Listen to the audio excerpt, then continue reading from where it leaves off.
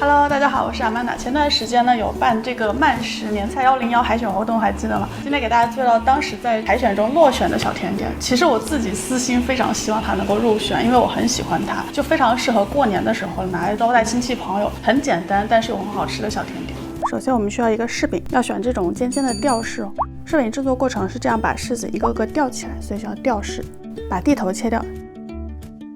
检查一下。如果里面有籽要取出，然后就可以往里塞各种你喜欢的食材，可以塞熟栗子仁，可以塞核桃，可以塞奶油奶酪，可以塞黄油，用保鲜膜包起来，2头牛脊，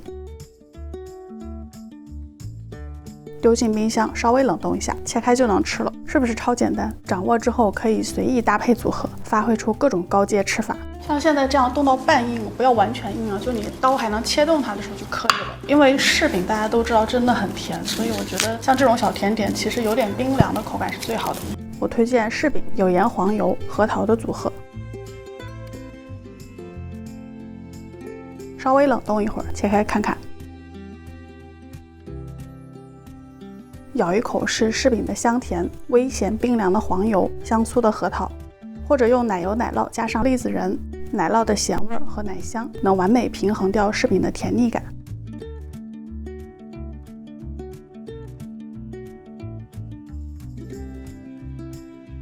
有一部日本纪录片里还介绍过江户时代的一种柿饼吃法，叫柿衣。把柿饼切掉蒂头后塞入栗子仁，蒂头上沾点面粉再盖回去，放入油锅中炸，要加点芝麻油，中小火慢慢炸。柿饼表面有糖霜，炸过后会变得焦黑焦黑的，看起来很黑暗的样子，但是放凉后切开尝尝，芝麻油的浓香跟柿饼结合后变成了香甜，一口下去似乎同时吃到了柿饼、烤红薯和糖炒栗子，口感非常奇妙。总之这道小甜点呢，虽然没有进入年夜饭菜单，但还是非常推荐给大家。今天的节目就到这里了，喜欢我的节目或者喜欢我本人，不要忘记点赞、订阅、关注、评论、转发、投硬币一键3连。